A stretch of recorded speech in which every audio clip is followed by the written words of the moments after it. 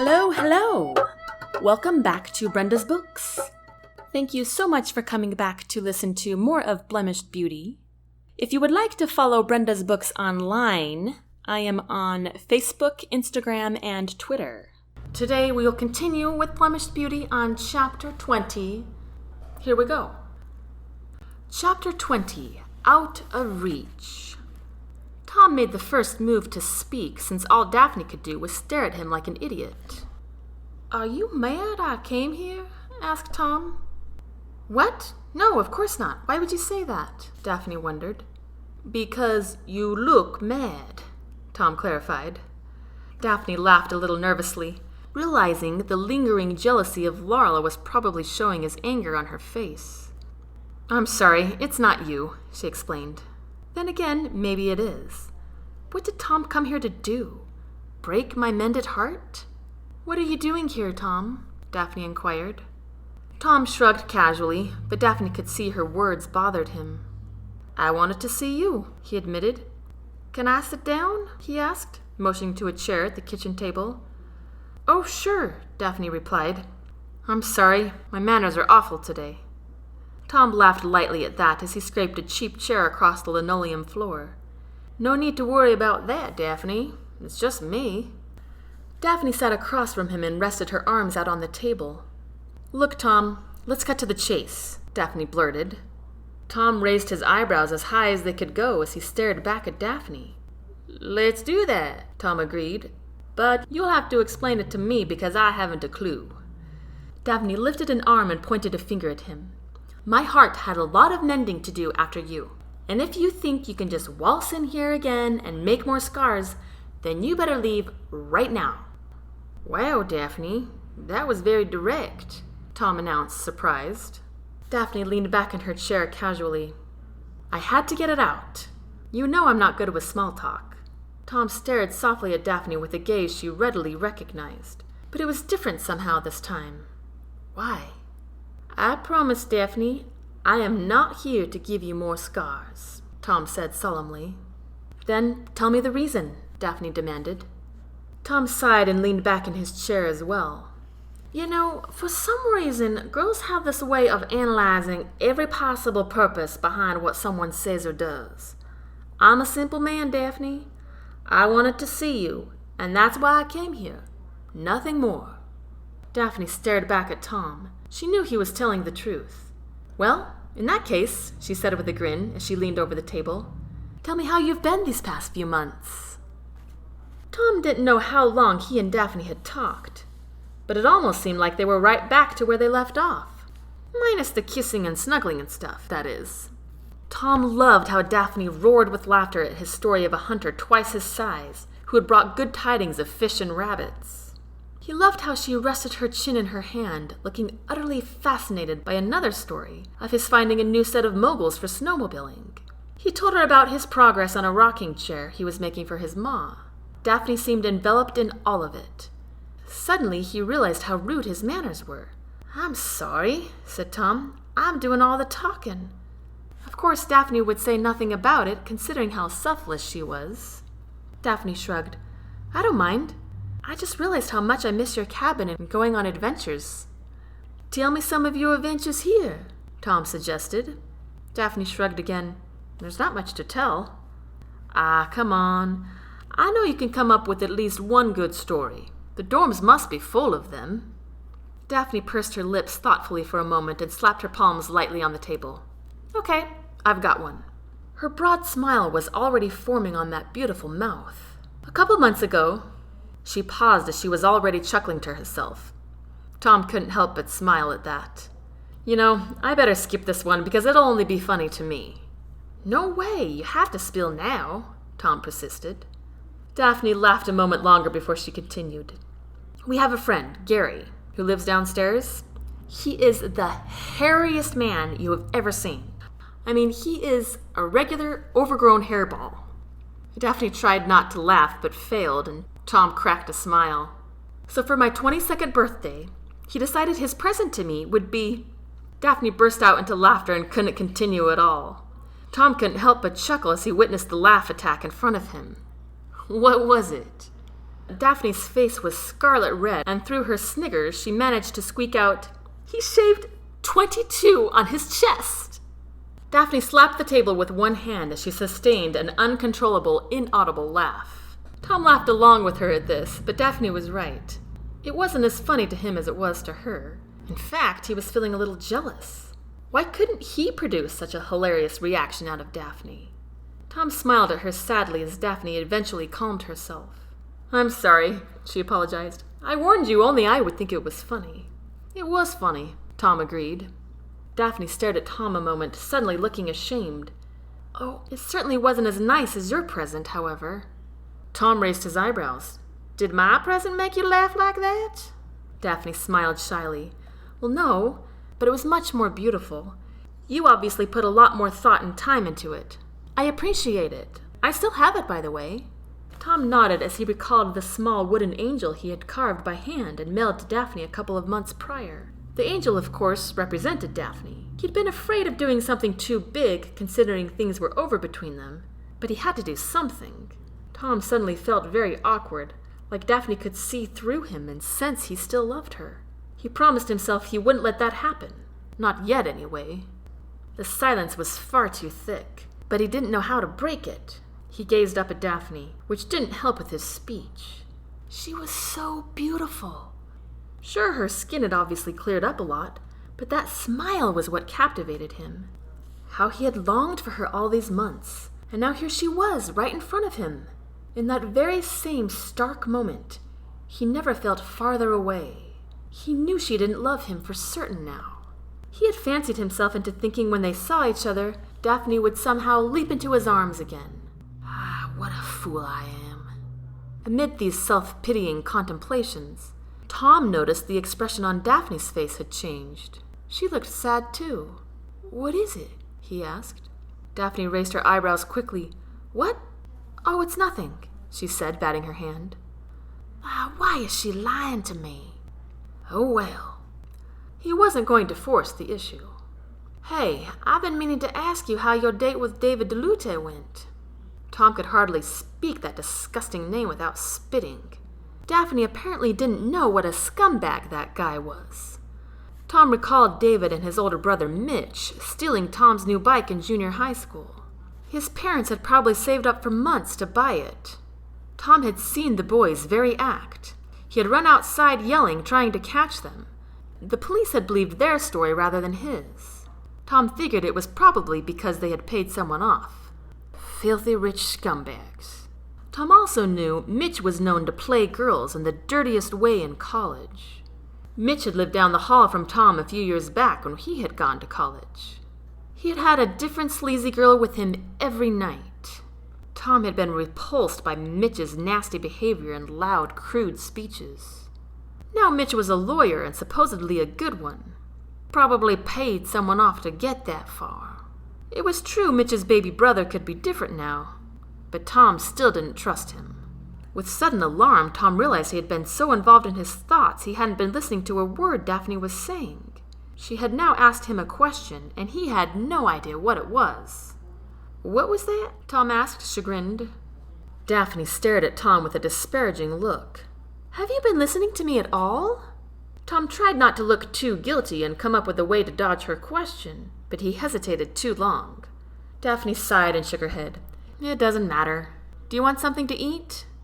"No, thank you, I'm all right," he replied. Tom frowned, wishing he had listened.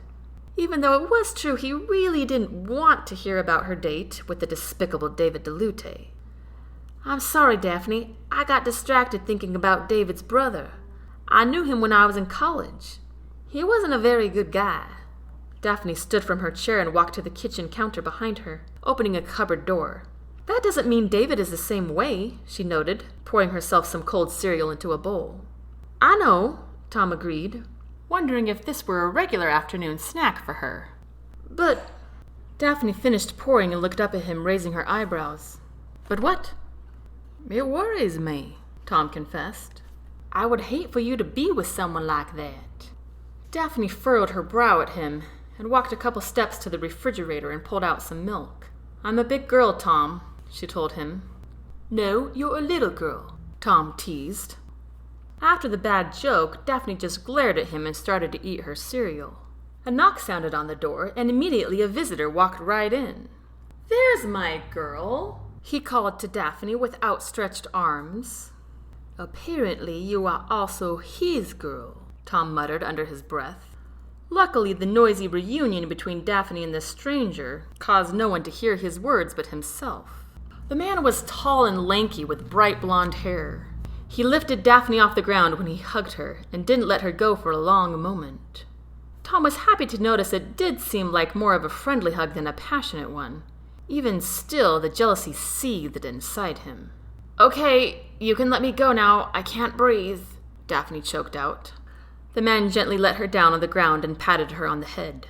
"That's because you're such a little thing," he noted. "Told you," Tom muttered softly, but this time the words were audible.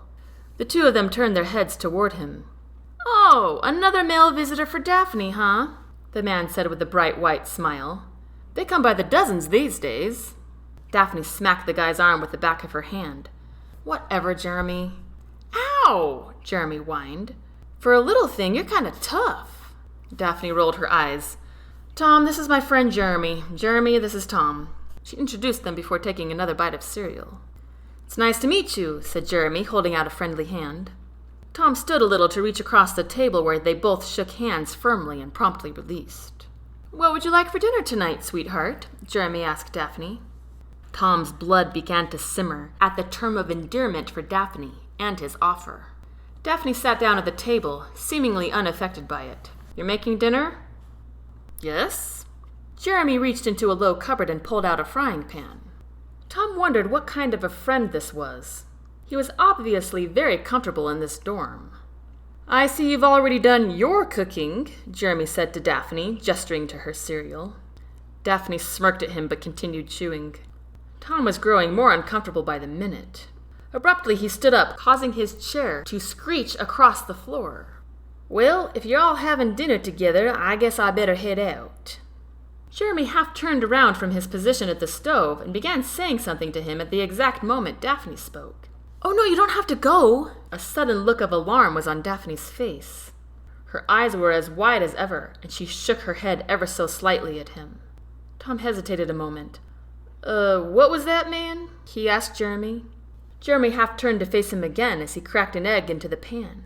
"Oh, I was just saying that I cook for Daphne's second and third boyfriends all the time. It's okay with me as long as I'm always the first," he said with a shrug and a wink at Daphne. "Stop saying things like that," Daphne objected with her mouth full. Jeremy laughed. Come on, Daphne. I'm just letting him know about his competition." Tom groaned to himself, wishing he could either say something smart, vanish from the room, or punch the skinny dude. "You know very well I am not the one you were after in this dorm, so stop pretending like you are," Daphne insisted, her mouth empty this time.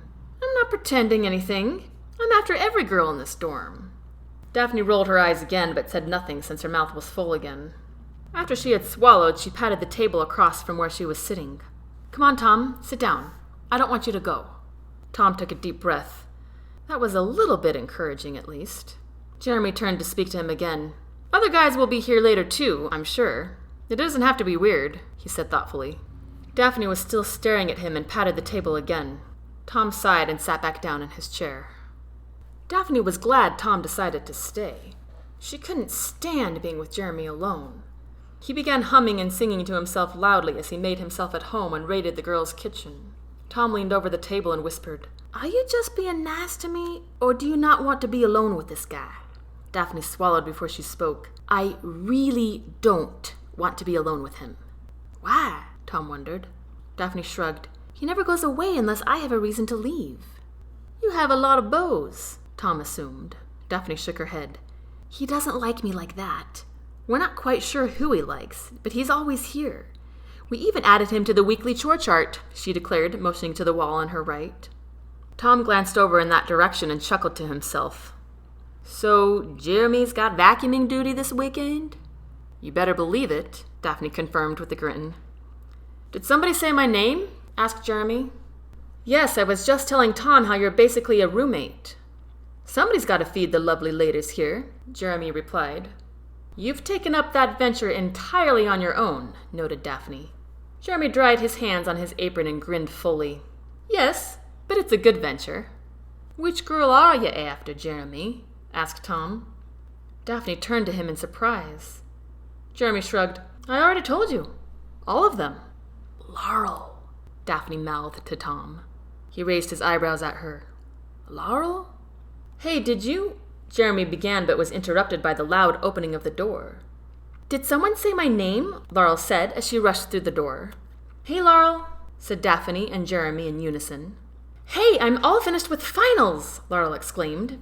She took a fleeting glance at Tom. Oh, hi again, she said to him. Tom raised his hand in a friendly wave. Oh, Jeremy, are you making dinner? Laurel squealed in an overly excited voice. I'm always at your service, sweetheart, he declared. Laurel began jumping up and down and clapping her hands. Do you think you could make some food for, let's say, 50 people? Jeremy raised his eyebrows. Are we hosting a party? Laurel clapped her hands together and squealed in delight again. I'll help, whatever you need. For 50 people, it will take more than just us, Jeremy pointed out. Well, what are you making? Asked Laurel as she rubbed a hand up and over Jeremy's shoulder and looked at his invention in the frying pan. Daphne couldn't help but notice Tom's eyes on Laurel as she and Jeremy conversed. Well, this is one sure way to get him completely over me. Simply put Laurel in front of him.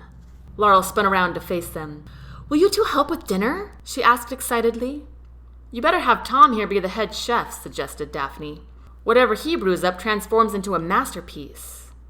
Really? Jeremy asked. Oh, that's right, cried Laurel. I heard about your amazing culinary skills.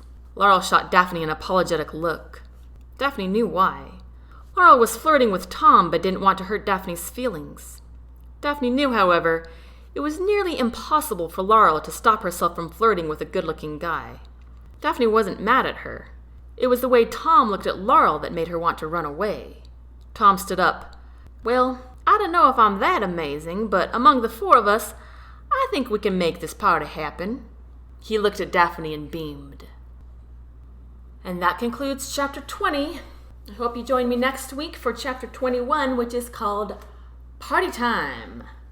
And Chapter 22, which is called Face Off. So, getting real exciting here. The chapter that I read today was actually inspired by a couple of my own college experiences. When Daphne first talks about the hairy guy who shaved a 20 in his chest for her birthday. Yeah, that happened to me in college. It was actually a gift for my friend, but my hairy guy friend came to show me first, and I thought it was hysterical. And I could not stop laughing for the longest time. And of course, you had to be there to see how funny it was. But anyway, the second experience that I had in college that is part of this chapter, revamped, was with Jeremy. My freshman year in college, there was this boy that felt like a roommate in our dorm. He never, ever left. His name was not Jeremy, but he was always there, eating our food, watching TV with us, or making food, and there constantly. He felt like a roommate, and so we literally put him on the chore chart, because since he was eating our food and messing the dorm up just as much as anybody else, we decided that he needed to pitch in. And he totally did. He was more than happy to do it. It was pretty funny. He was a nice guy. Anyway, hope you join me next week. Until next time, take care.